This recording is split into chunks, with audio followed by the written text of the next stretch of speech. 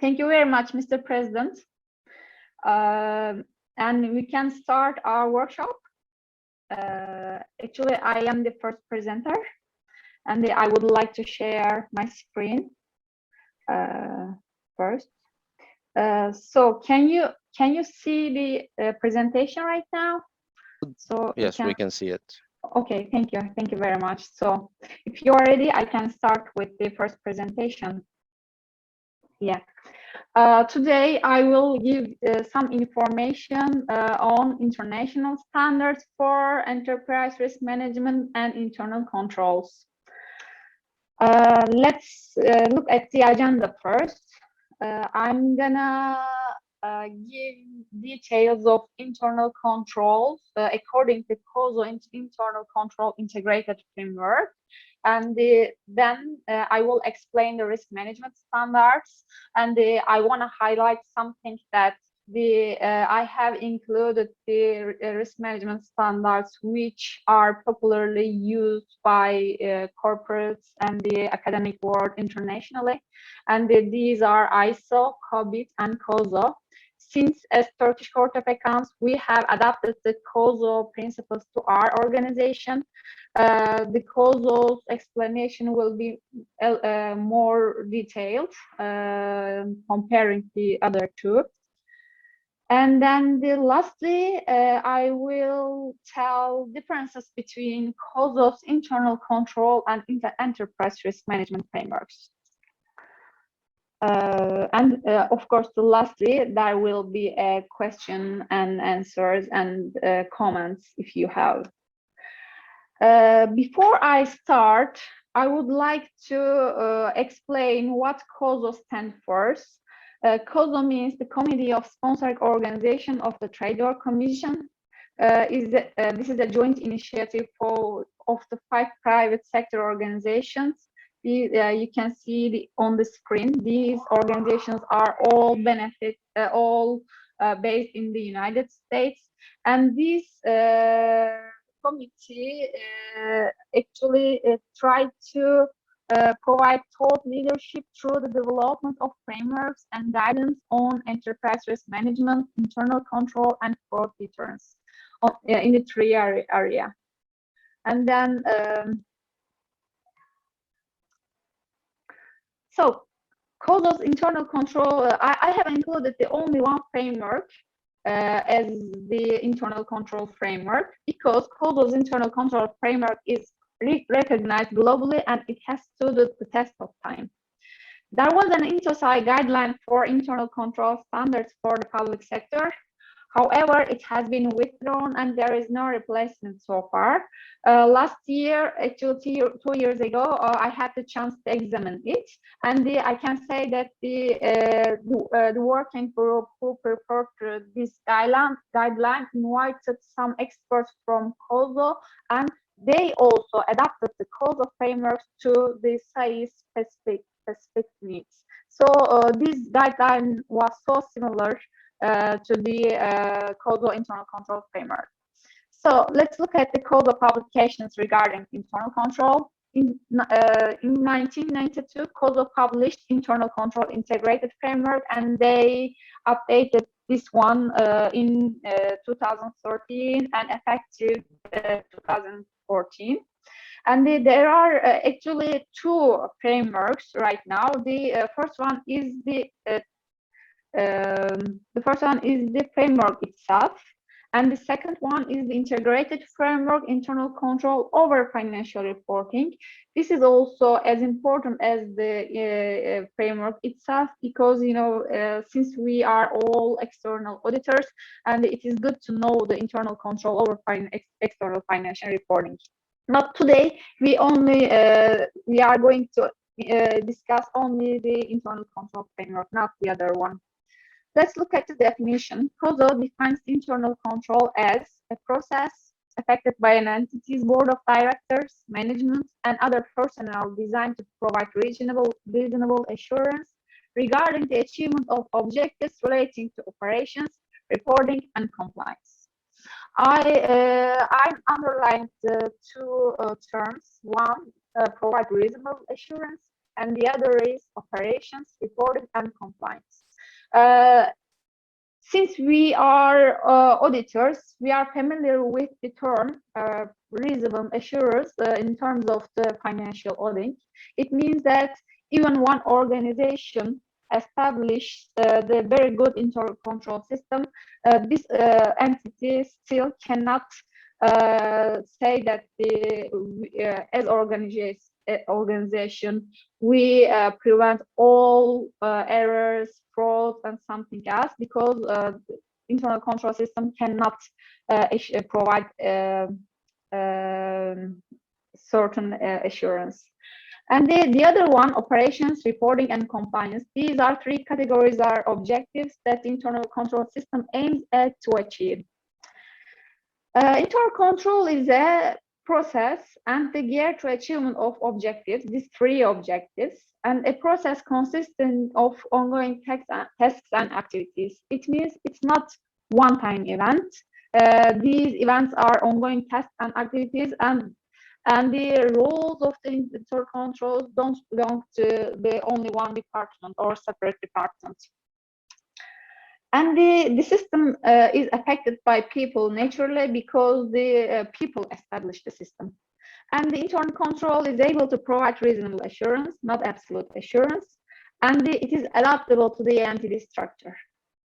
And again, I want to highlight this one. What can be expected from the internal control? Internal control aims at providing reasonable assurance regarding the achievement of three objectives: operational objectives, reporting objectives, and compliance objectives. And the reporting objectives are specifically important for us because of the in financial audit, we are specifically focused on reporting objectives. But I must say that the internal control is not just about the reporting objectives. There are some other ones: operations and compliance. And in financial audit, the audit standards and audit practices are focusing the reporting ones. And I will remind you a few times more in next presentations. These objectives are preset within the organization, along with their missions, visions, and strategies, which are preconditions for an internal control system. What does it mean? It means that setting the organization's mission, vision, and the strategic goals and entity level objectives are not part of internal control. These are the part of the management process. It means that the management sets these objectives, goals, mission, and visions.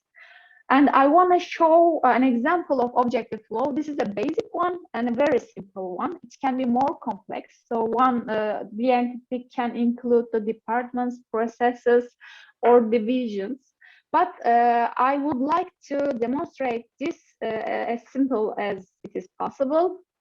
Whenever I say mission, vision, strategic goals, entity level objectives, or three categories of objectives, please remember this flow, this figure, because to be able to understand the internal control, it is very important. Let's look at the components of internal control. This is a famous cube of internal control. Kodo published it, and there are 5 components: control environment, risk assessment, control activities, information and communication, and monitoring activities. And there are 3 categories of objectives: operations, reporting, and compliance. Again, I want to stress that the internal control aim is to achieve these objectives, 3 categories of objectives. And the one organization can specify these objectives at their entity level, and then division, operating unit, and function. So it depends of the maturity of an organization in terms of internal control system. Let's look at the components a little bit closer. Control environment means the set of standards, processes, structures that provide a basis for carrying out internal control across the organization. So any laws, standards, rules, and anything can be part of the control environment, not only financial ones. So human resources, processes and the structures and the standards or rules are also the part of the control environment. And the management established the tone at the top regarding the importance of internal control. In Turkey, we generally state this the embracement of the management because if the management believes in the internal control is necessary and support the activities, especially the control activities, and promote these activities in the entity.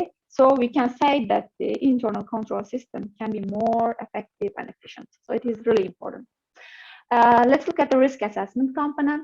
This is a dynamic and iterative process and consists of identifying, analyzing risks, impairing the objectives, and responding these risks. I would like to say that the internal control risk assessment component and enterprise risk management or just risk management process is very similar. You are trying to identify risks, analyze them, and the respond them. So these are similar. I will tell the details of this process in internal control section of the presentation, and then in enterprise risk management part, I will skip it. Management should consider possible change in the internal and external environment related to its objectives. Control activities are actions established by policies and procedures to help ensure that management directives to mitigate risks. Control activities are really important part of the internal control, and because without control activities, we cannot provide reasonable assurance. And these activities are performed at all levels, actually should perform at all levels of the entity and at various stages within business processes. Information and communication are necessary for the entity to carry out internal control responsibilities. This is the support of its objective. And it provides organization with the information needed to carry out day-to-day controls.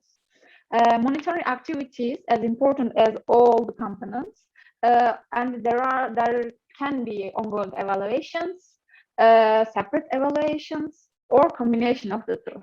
In Turkey, in practice, we have developed the combination of the. My colleague, Mr. Farhat, will give more information about the practices in Turkey. So I'm not gonna give the details of this. And the monitoring activities are in place to ascertain whether each of the 5 components is present, functioning, and operating together. This is also really important. So please bear in mind the 2 things right now. There are 3 categories of objectives in internal control: operating, reporting, and compliance. And for an effective and efficient internal control, all components and relevant principles should present, functioning, and operating together. And this is the base of our approach, our methodology to evaluate the auditee's internal control system. And there are 17 principles. Unfortunately, we don't have enough time to explain all details of all principles. But I can say that under each component there are different numbers of principles. For example, under the control environment there are 5 of them, and the 4 for the risk assessment, and the 3 for the control activities, and the 3 for the information and communication, and the 2 for the monitoring component. Sorry, yes. And let's look at I will explain some principles. So I have chosen these principles according to my personal point of view, of course. All principles are important, and we cannot say that some principles are more important than the others. But since we have limited time, I selected a few of them. The first one is setting objectives. I selected this because setting objectives, as I said earlier, setting mission, vision, strategic goals, entity level objectives, and other objectives are not part of internal control. But Specifying these objectives are part of internal control.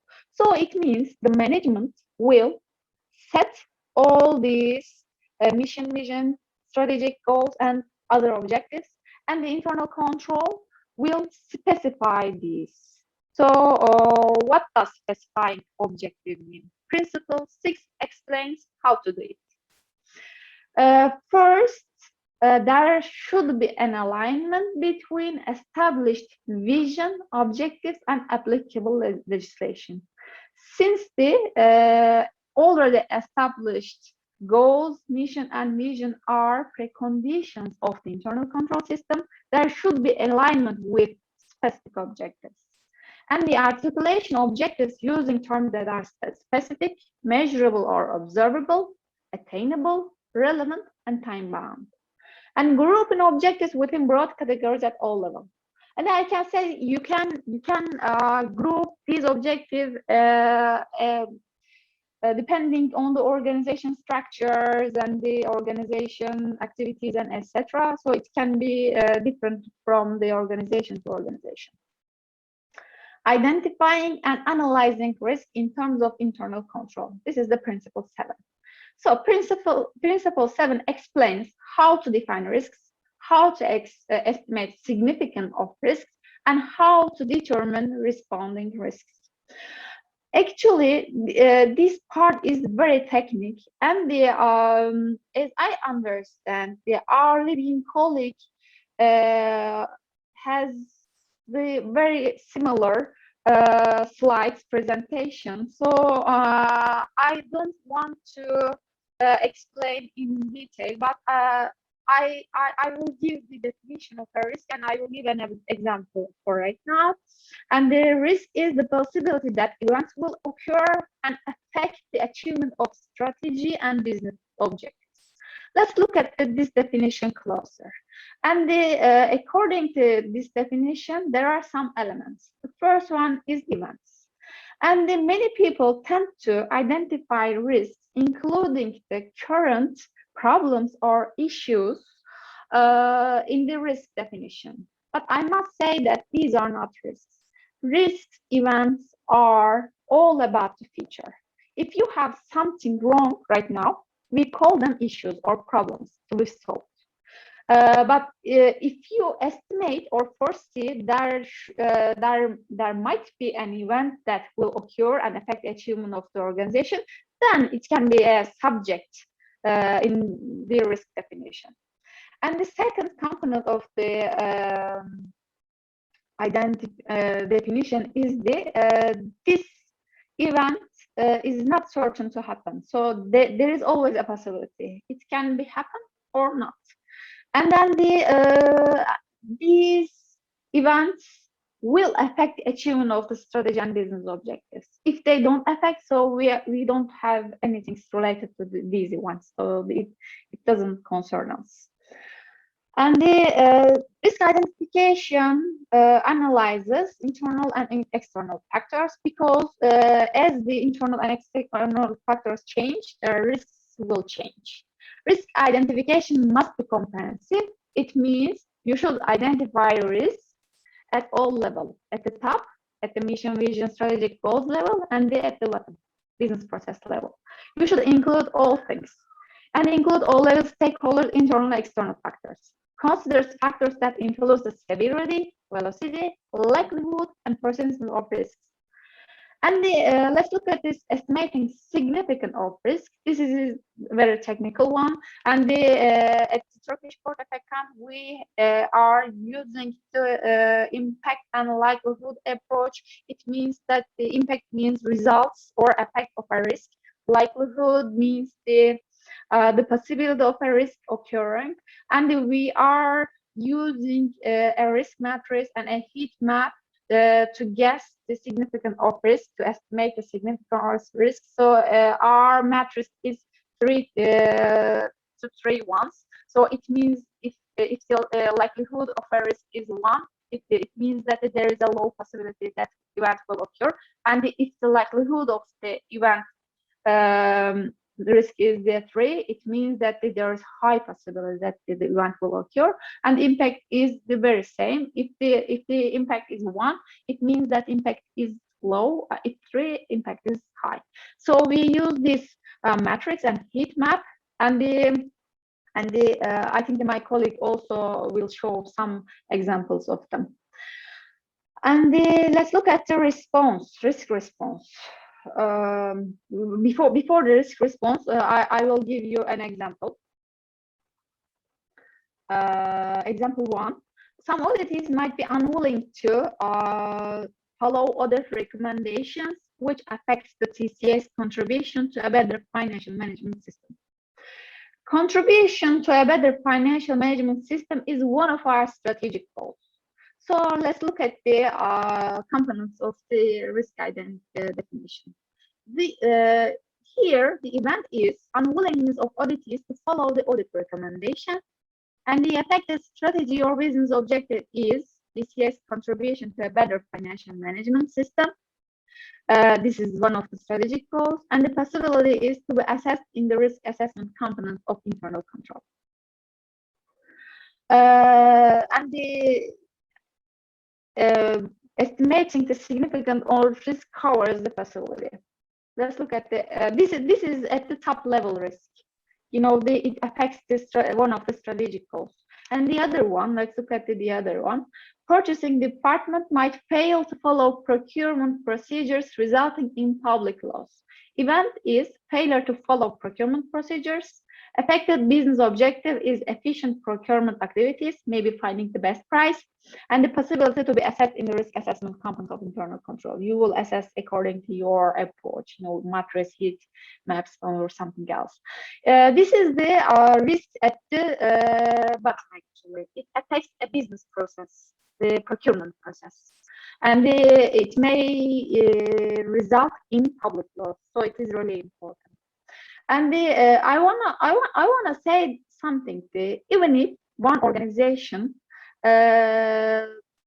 don't define or set their objectives as clearly, it is still possible to have some control over operation and activities, even if they are included in the objectives. It is possible. By the way, sometimes I have just a little break because, you know, I am also the moderator. There are something on my screen, so I'm very sorry. Principle 7, risk response. There are 4 different risk responses: acceptance, avoidance, reduction, and sharing. Acceptance means it is within our risk appetite. I will explain what risk appetite means in the second part of the presentation. And so we accept this risk. This is acceptance. Avoidance, we think that the risk is too risky for us, so it exceeds our risk appetite, so we avoid the related activity. And the reduction, it is the risk assessed according to risk assessment.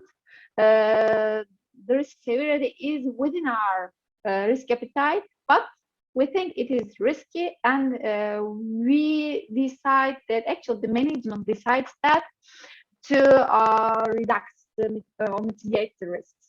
Sharing, it means the outsourcing. Selected responses is part of management process. What does it mean? The management will decide if they accept, avoid, reduce, or share the risks. This is not part of internal control. The management will decide it. But the implementation of these controls over the objectives is part of internal control. Let's look at the example 1. I hope you remember the risk. And for the first one, the risk response might be, since the possibility of risk realization is low, and the estimated rate of auditees who might not follow audit recommendation is below the risk tolerance, the management chooses to accept the risk. So management tolerates it, no control over the risk. But the management can select the other 3 ones. Example 2, purchasing department might fail to follow procurement procedures, resulting in public loss. Since the impact of risk of business objectives and organization's reputation is high because there might be a public loss, and the risk appetite about the public loss is low, the management choose risk reduction and develop effective controls. This is just two examples to be able to understand better. Risk appetite and risk tolerance are concepts of enterprise risk management, ERM, and I will explain later. Selecting and developing controls and integrate with risk assessment. It means depending on your risk assessment, if your risk is high, if your risk is moderate or low, so your controls will change. And the selecting and developing control activities consider entity-specific factors and determines relevant business processes, and evaluate a mix of control activities. And I will give a few examples. I think the most famous one is segregating duties, and the technology used to automate control activities. This is very common. And since I am an auditor in the audit, I see that many organizations choose to use automatic control activities over the risks and in the business processes. This is really important for auditors. Conducting ongoing and separate evaluations, Principle 16, considers a mix of ongoing and separate evaluations, establish baseline understanding, uses knowledgeable personnel, integrates with business processes, adjusts scope and frequency, objectively evaluates. It is good to demonstrate our practices at the TCA and in Turkey, but I will give information theoretically, and then my colleague Farhat will explain how we put these theories into practice at the TCA and in Turkey. So we are using the two of them. This is the end of internal control part. Actually, I would like to have your question at this stage if you have and comments, because I will move on to the enterprise risk management section. If you have questions, I can hear you right now. If there are no questions, so okay, I will continue. Risk and risk management. I explained to you what the risk is according to COSO, and let's talk about the risk definition according to ISO. It is effect of uncertainty on objectives. It is very short, but still have the same components. There is the uncertainty and an event, of course, and the an effect of on objectives. And COSO, this is the risk definition. Since I have already explained it, I will move on to the definition of the risk management. COSO defines ERM as the culture, capabilities, and practices integrated with strategy setting and its performance that organizations rely on to manage risk in creating, preserving, and realizing value. ISO defines risk management as follows: coordinating activities to direct and control an organization with regard to risks.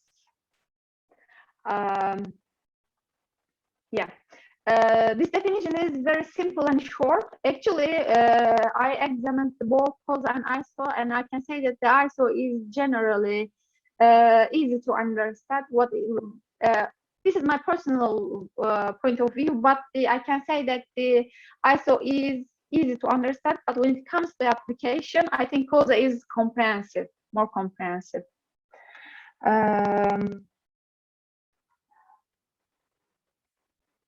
I'm very sorry, but yes, okay. Yeah, there's something wrong. Okay, now you see the presentation, right?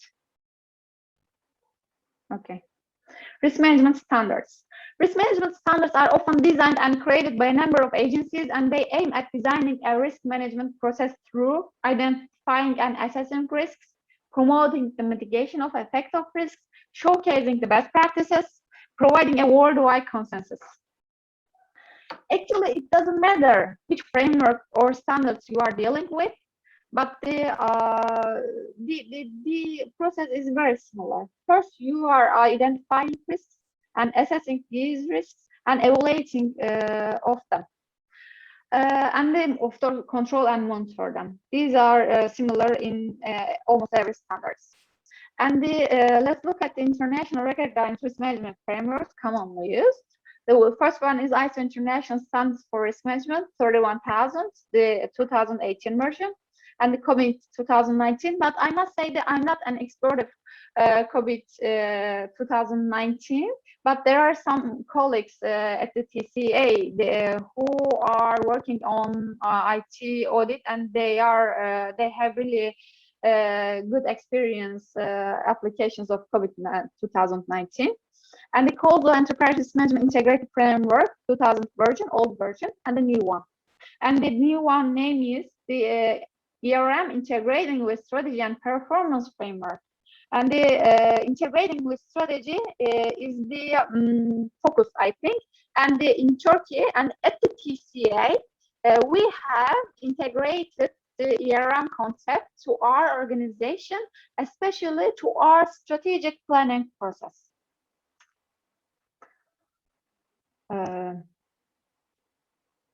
Yes. Let's look at ISO first. According to ISO, the purpose of risk management is creating and protecting value, just like COSO, improving performance, just like COSO, encouraging innovation, supporting of achieving objectives, just like COSO, ERM, and internal control frameworks. And according to risk management process in ISO at the 31000, you can, I hope you can see because the figure is too small. The components are scope, context, and criteria, equivalent, the control environment of internal control, all equivalent of the governance component of enterprise risk management, risk assessments, risk treatment, monitoring and review, communication, consultation, recording and reporting. This is the basic one.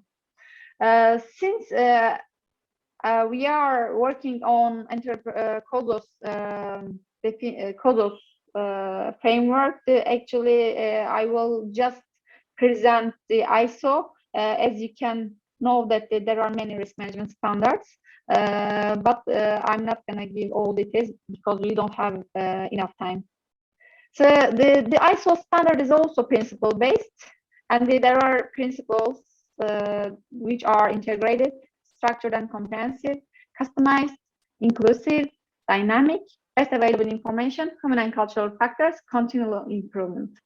And let's look at the COVID-19 2019. COVID stands for Control Objectives for Information and Related Technology.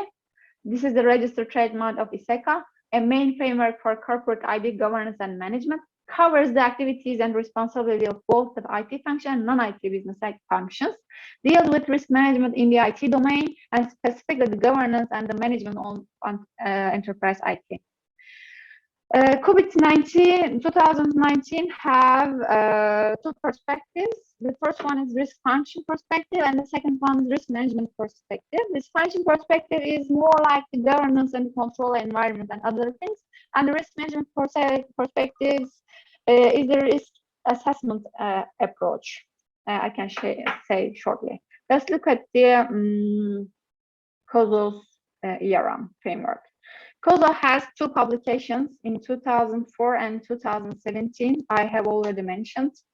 And according to these frameworks, the objectives of ERM is creating and protecting value, meeting vision and achieving strategies and business objectives, enhance performance of the organization, improve decision making, improve performance, identifying, assessing and managing the risks, an integral part of the strategy selection process.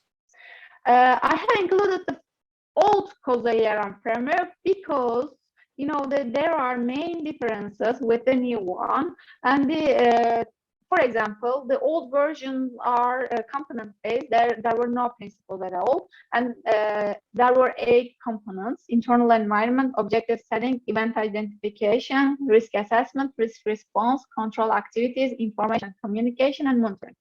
I would like to have your attention to the last 5: risk assessment, risk response, control activities, information and communication, and monitoring. As you can see, these are so similar with the internal control framework. And in the new one, it is a little bit different. And there are 4 categories of objectives: strategic, operations, reporting, and compliance. Many organizations found it complex and hard to understand. So COSA took criticism into account and updated the previous one. Now the new one has 5 components, 20 principles, and it promotes to integrate ARM practices throughout an organization. This is the focus of this is the innovative part of the new framework. So promoting to integrate ARM to practices throughout an organization is I think, the main objective of the framework. And at the TCA, now we have a draft risk management guideline, and it is about to publish actually.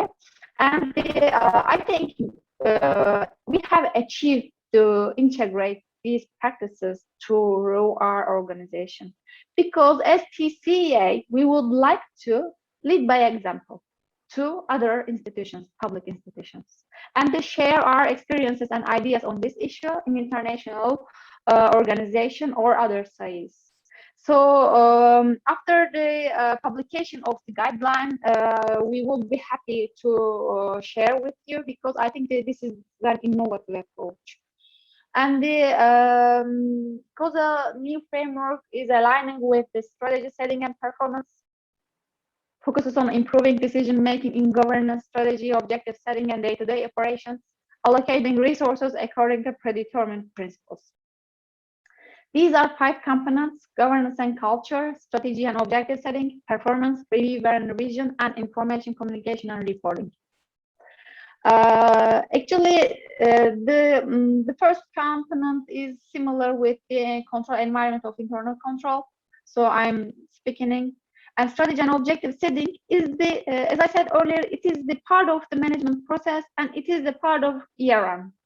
So enterprise management is integrated into the entity strategic plan through the process of setting strategy and business objectives.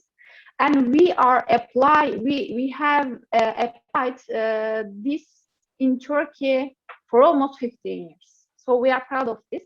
Even before this framework, our Minister of Finance issued laws and secondary legislation, and the ERM is integrated with the strategy plan. And our organization sets its in conjunction with strategy setting. The business objectives allow strategy to be put into practice and shape entities' day-to-day operations and priorities.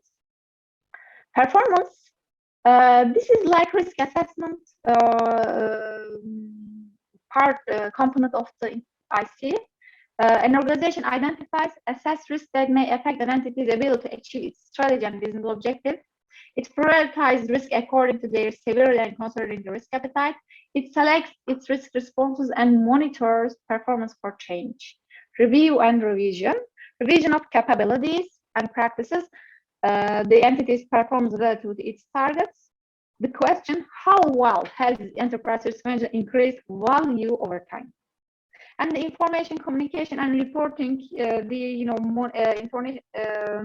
component of information communication and monitoring of IC is similar. So I want to skip it.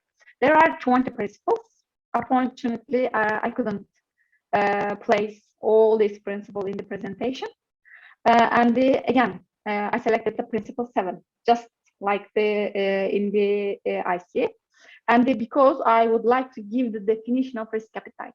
Risk appetite is the types and amount of risk the management is willing to accept in its pursuit of value. In short, it is acceptable amount of risk. So there is no universal risk appetite definition. It can be defined on the level of the strategy and business objective categories, or performance targets. So how to define it? You can discuss with your colleagues in your organization. So you can review your past, or you can analyze your internal and external stakeholder expectations. But I must say that it can be more complex, or as simple as to say that our risk appetite is low, our risk appetite is medium, and our risk appetite is high. If your risk appetite is low, you don't want to take risks.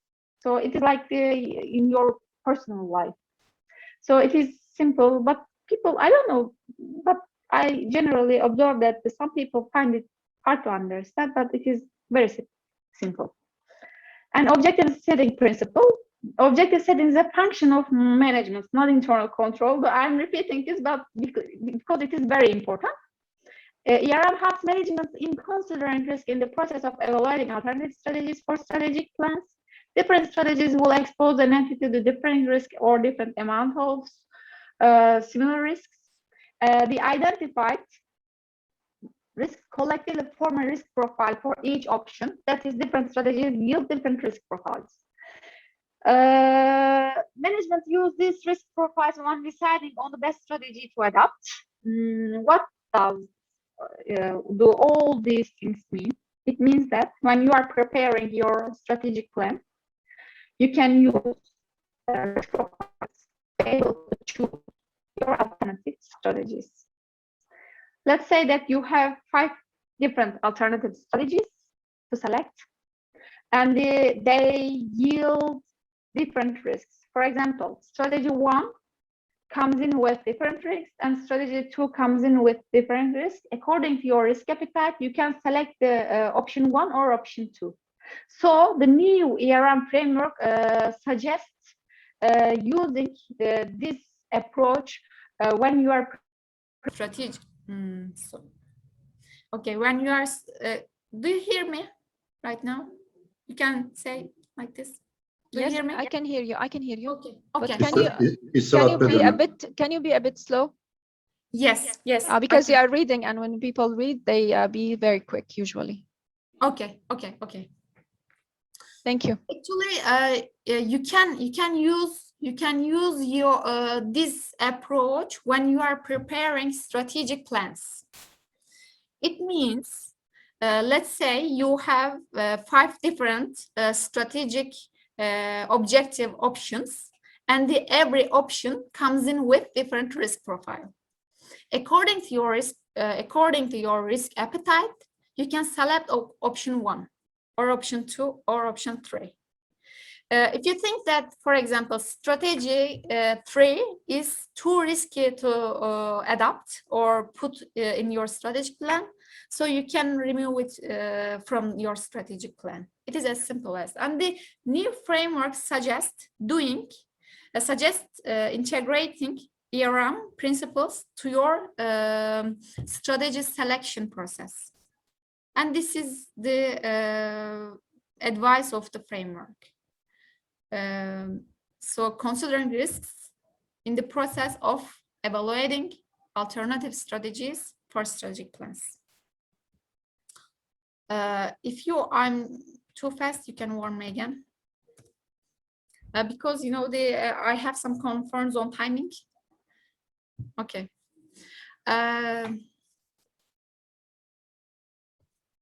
Formulating business objective, principle 9, develops objectives that are specific, measurable, or observable, attainable, and relevant.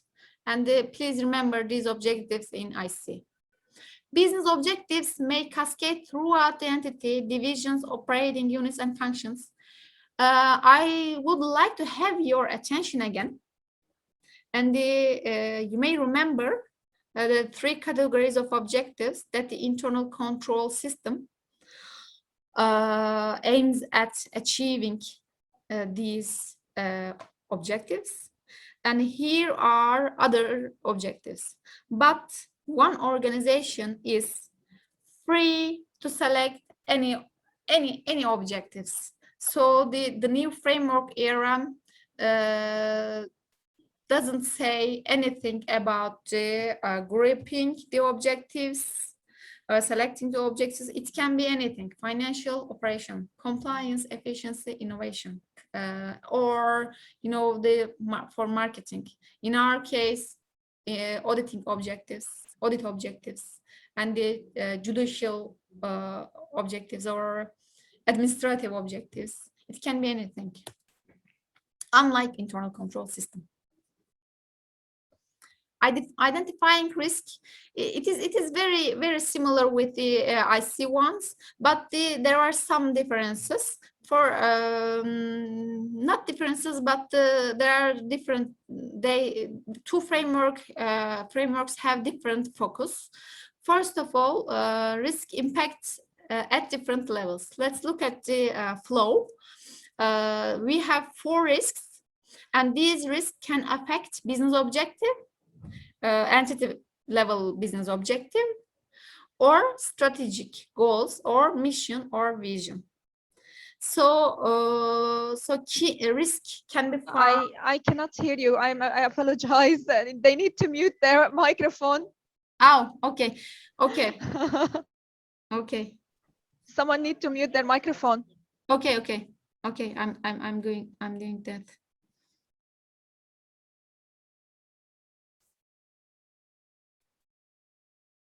What about right now? Perfect now. Thank you. Okay, okay. Yeah. Okay, continue. Thank you. Okay. Okay. Let's move on. So risk can be found at all level, and those risks can affect any level: strategic level, entity business objective level, or business objective level. And the new ERM framework suggests using risk. Yes. Risk inventory means a list of all risks the entity faces. Let's look at the principle 11. Assessing severity of risk.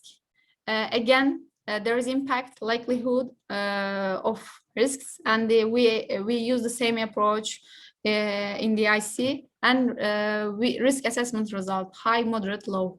We use that this simple, you know. We generally say that the risk is low, moderate, or high. And the principle 12 and 13, prioritizing risks and the risk response. Prioritizing risks is a management function. Even if the risk assessment results say that the risk 1 has high severity, the management can say that, okay, the risk of the 1 is higher than the risk of 2, but I decide that the risk 2 is more prioritized than the risk 1. This is the management function to select, prioritize the risks. And the management can use many criteria: adaptability, complexity, velocity, persistence, and recovery. And the risk response can be accept, avoid, pursue, reduce, or share.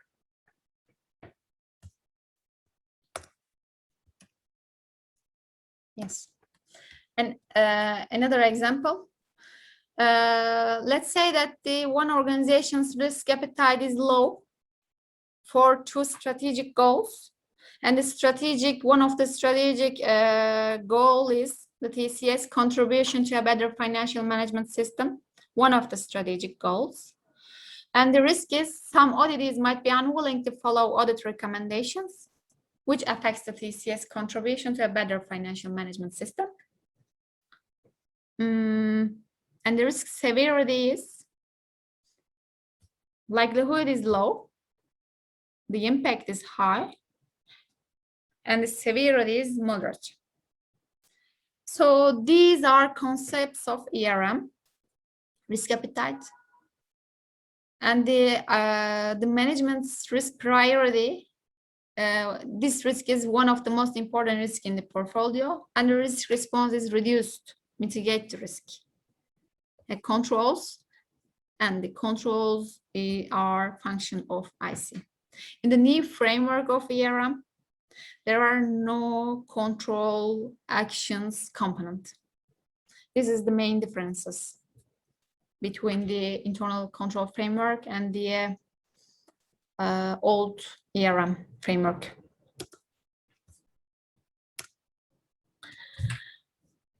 So I would like to demonstrate how important ERM is. To be able to show you an example, I have included this one. Standard & Poor's has added ERM component into their credit rating analysis process since 2005. ERM evaluation is not a credit rating. It is a second standalone on request service and separate from credit ratings. And I really like their motto because I have included this one. If a company focus is shifting from a cost-benefit line of thought to a risk-reward approach, an ERM evaluation may be a helpful tool in responding to current and future challenges. Actually, it is the main innovative part of the new framework. The traditional risk management approaches are focusing on cost-benefit side, and the new ones are focusing on risk-reward approach.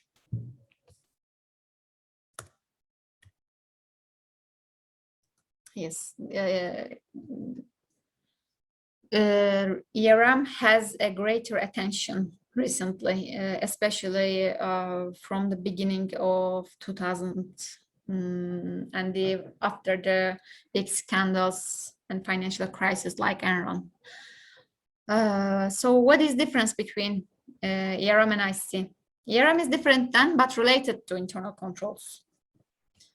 But ERM also includes certain concepts that are not considered within internal control. For example, concepts of risk appetite, tolerance, strategy, and business objectives are set within ERM, but are viewed as preconditions of internal control.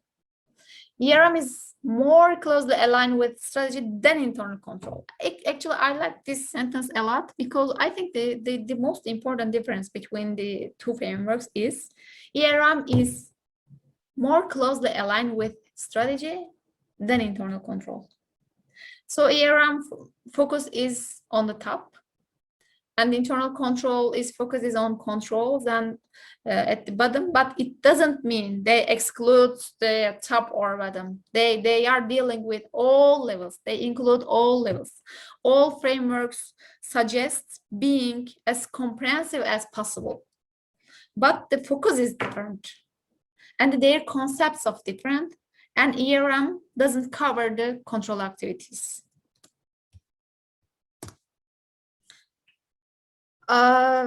Making strategic decision, like actually I repeated maybe 5 times, so I'm skipping it. You know, this setting these objectives are part of management.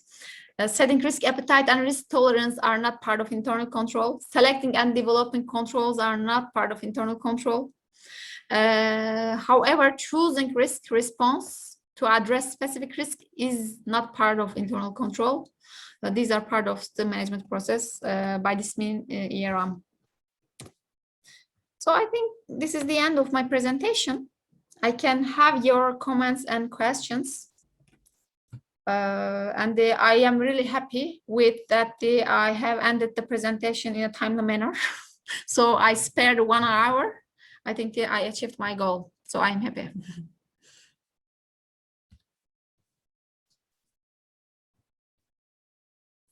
So I can hear your questions.